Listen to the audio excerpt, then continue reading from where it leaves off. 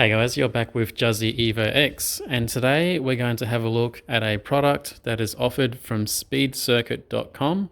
This is a SpeedCircuit Automated Super Sport. It is a control box that allows you to put your SST optioned Evo 10, whether that be an MR or a special edition in the United States, or if you're anywhere else in the rest of the world, a GSR optioned with the SST transmission, for example, in Australia or in Japan. So if you are familiar with these cars, when you go to turn them on, by default, the SST transmission drives in what's known as a normal mode. And in order to switch up to sport, you would push this once. In order to go into super sport mode, you then have to further hold it for 2 to 3 seconds. Then on your cluster, it will change from saying normal to sport to super sport. The reason why you'd want to do that is because depending on what mode you have it in, the least amount of clutch slippage, which is determined by the TCU, is when the car is been put into super sport mode. By default, in normal mode, the transmission allows for slippage so that as you're driving along and if you're changing gears, whether it be in manual mode or auto, the car won't jerk so much. It will be quite a smooth transmission change. But when you go to put it in a super sport mode, then it allows for less slippage. And it is even more so emphasized when you then go and get a aftermarket rebuild on your SST transmission. Like me, I'm running an AK Racing 10-plate clutch setup. You can go to a 12-plate or more, and then in that case, then you have different diameter discs and so forth. And depending on the sort of SST transmission tune that you have from your workshop, then it might be quite a brutal change, or in my case, with further refinement of the SST tune, it becomes effortless, just like a factory transmission. But I hate driving the car in normal mode. You'll feel that it just feels very restrictive. Yes, you do get slippage, and so therefore I never drive it in normal or sport mode, and I always put the car into super sport mode. This device is quite a saver in the fact that once you have this installed, you will never have to fiddle around with those switches ever again. It does give you the functionality to manually change back to sport or normal mode by pushing down that selector. Not that you would ever want to, but the option is there if for some reason you felt like you wanted to. So when you buy the box, it just simply comes like this. I've got a few here because a few of us in Australia have decided to save on some shipping and get 3 of them sent at once. So if you're outside of America and you're wondering if it's ever going to turn up, the answer is yes. It took about 10 days to arrive by USPS Priority Mail, which I think is the slowest sort of shipping that you can get for airmail. It doesn't actually come with any instructions in the box. The instructions are on the SpeedCircuit.com website on the actual page where you go to add this to your cart. And there is also a very brief video there showing a description from a representative of SpeedCircuit, simply just stating that you shouldn't cut the wires when you install this, but you should simply splice the wires that are underneath that SST switch, and then wire in the black and white wire into the ground and the selectable circuit, I think it is, the white wire. The third wire that comes in this package is this red wire. It's about 165 centimeters long, which is plenty enough to reach from that switch through to the interior fuse box. Just see if I can turn a light on. So as you can see, I'm in a right-hand drive Australian or Japanese or Asia Pacific domestic market car. On an American car, you would not have the glove box here, but you would have a tiny little access panel which you would pull down. Then behind the actual dashboard, it all looks the same. So here, as you can see, the interior fuse box. And as you can see, this is the SpeedCircuit adder fuse. So an adder fuse is basically like saying a double adapter that you would plug into your wall and run two things off one fuse. The way these work is that you remove a fuse that only gets power when the ignition is turned to on. So in other words, a switchable power source. And as you can see, I'm running two of these here already. In the actual instruction for this, it does say to hook it up to fuse 12, which is a 7.5 amp fuse, but you could choose any one here that's got a switchable link. In this case, this one here is for the cigarette lighter, I believe, and this one over here is for the side mirrors on your car. I'm just going to put up a picture on the screen now which shows what the actual fuse diagram is.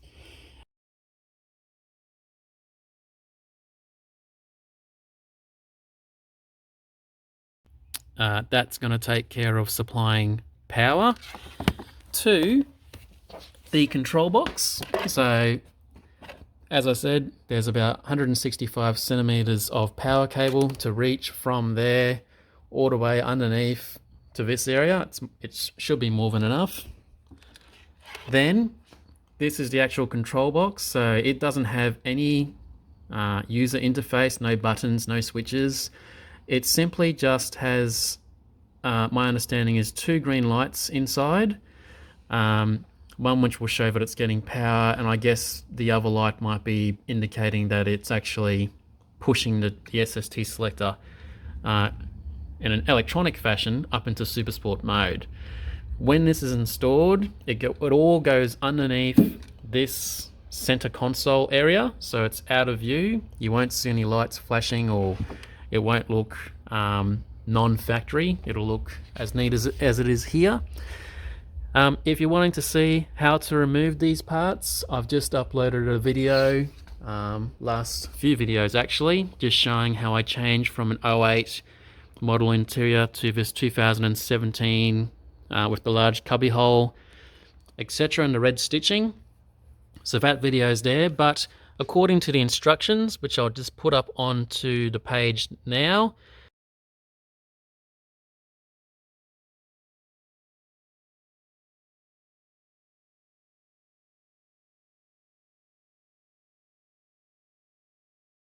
okay, so here's what a trim removal tool looks like. It's basically just a very thin piece of plastic, and the instructions state to use that to wedge in here so that you can then pull this box up and out of the way.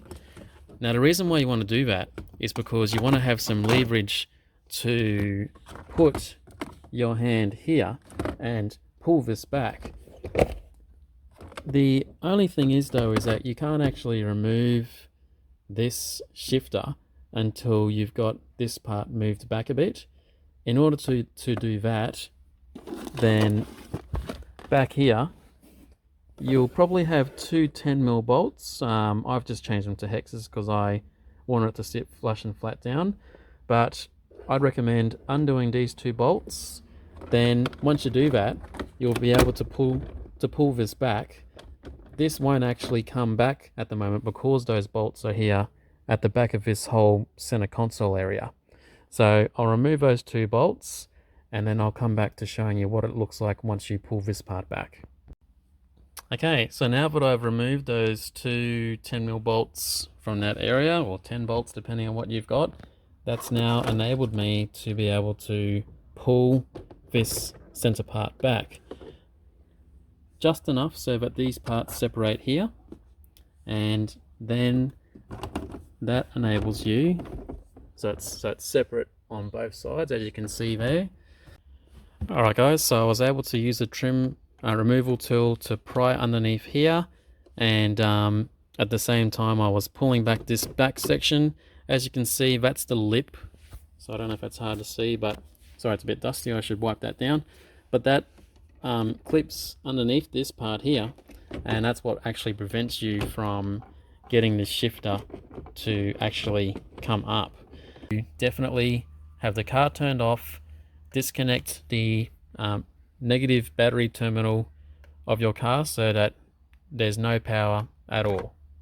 Then what you can do is you can raise this up just enough so that you can unplug that plug there, this one here, okay, which is directly underneath this switch.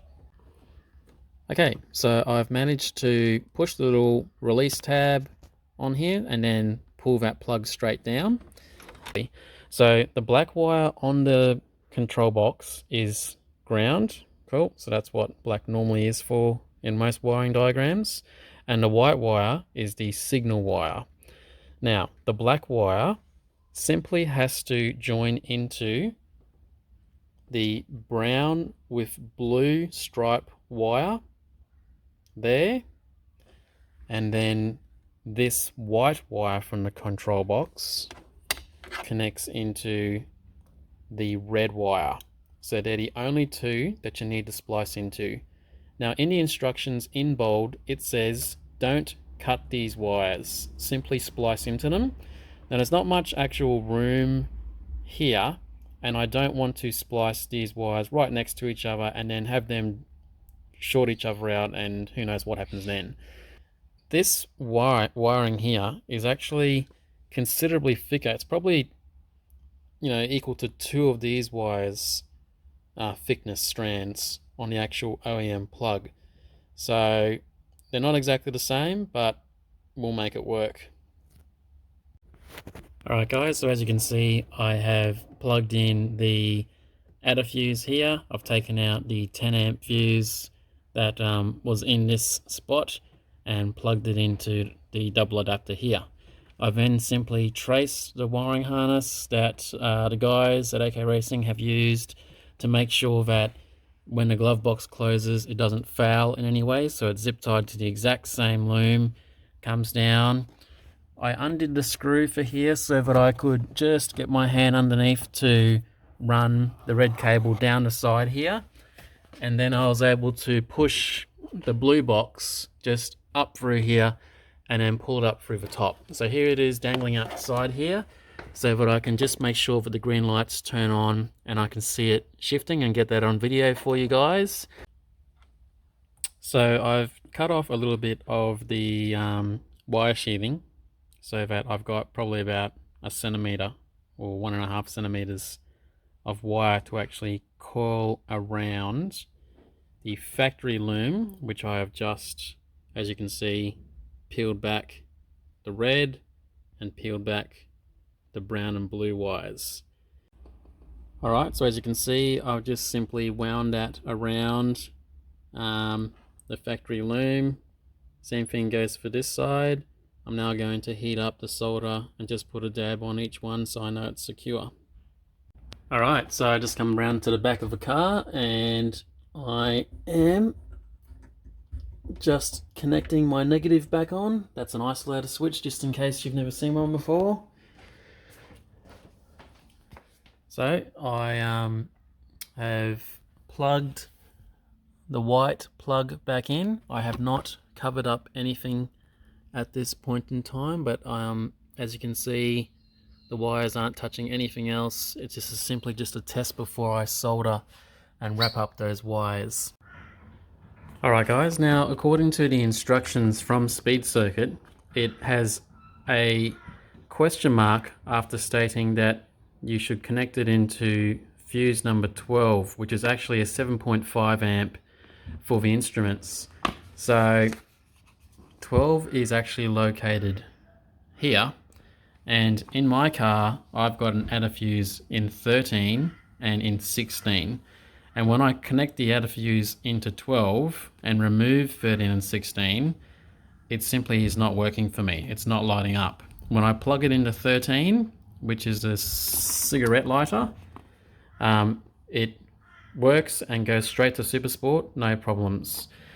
So 12 is definitely not the one you want. 13 or 16 are switchable sources and they will work.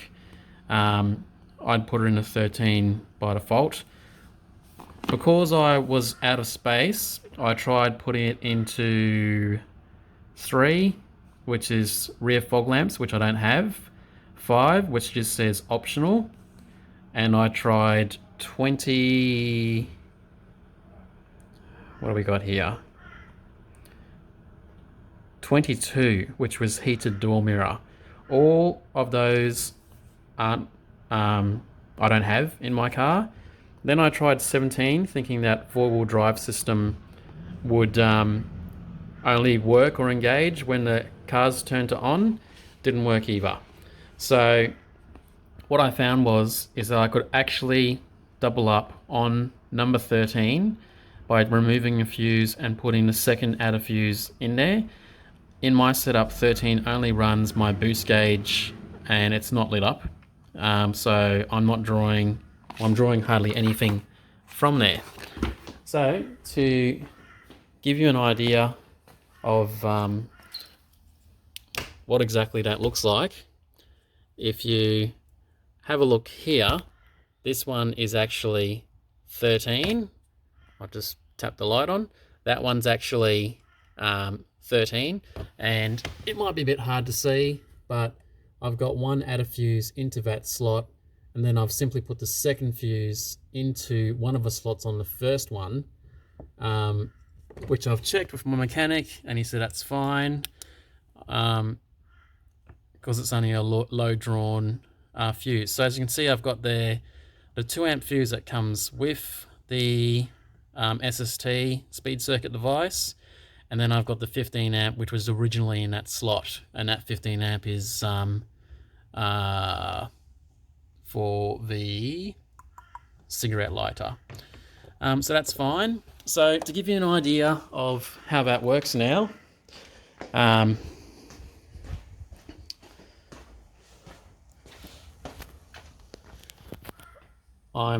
you can see, the key is set to off. I'm just going to set that to accessories.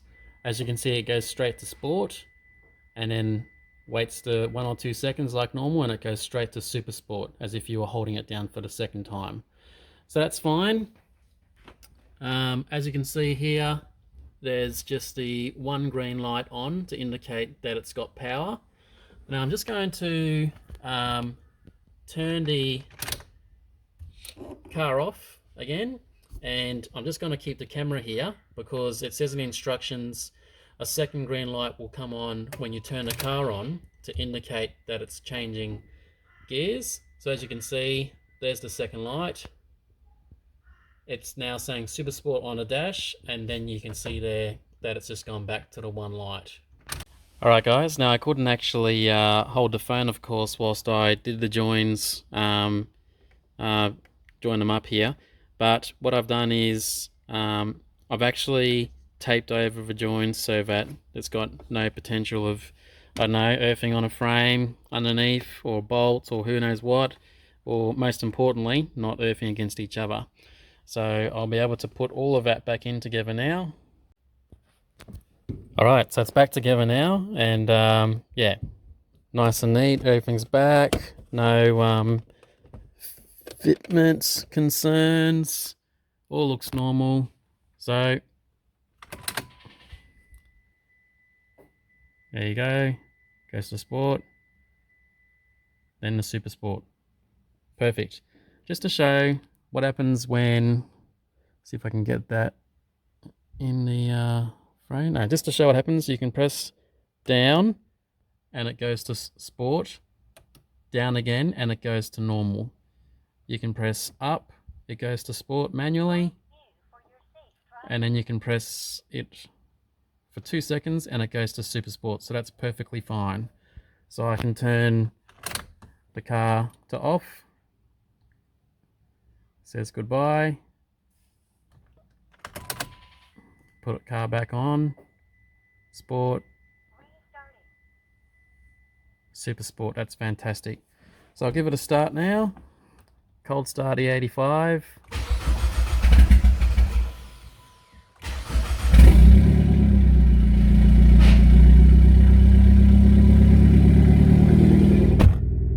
Mission accomplished. Hope you've liked this video, guys. Please like, comment and subscribe. Have a great day.